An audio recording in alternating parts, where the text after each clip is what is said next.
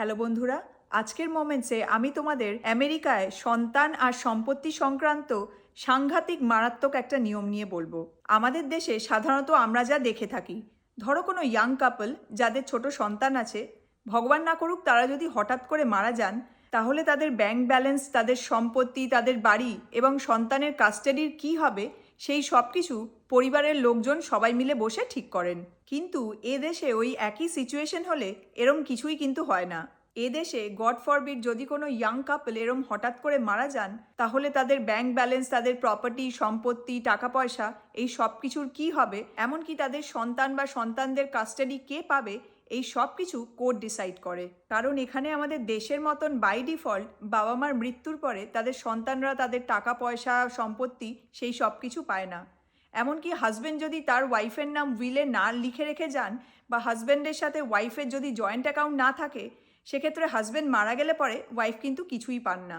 এদেশে যদি এরম কোনো সিচুয়েশন হয়, মানে হঠাৎ করে যদি হাজব্যান্ড ওয়াইফ মারা যান এবং তাদের সন্তান বা সন্তানরা যদি মাইনর হয়, তাহলে কোর্ট তাদের মাইনর বলে ফস্টার কেয়ারে পাঠিয়ে দেয়। আর সন্তান বা সন্তানরা যেহেতু মাইনর, তারা তো বাবা মার সম্পত্তি, তারপরে টাকা পয়সা এই সব কিছু নিয়ে কোনো কিছু ডিসাইড করতে পারে না।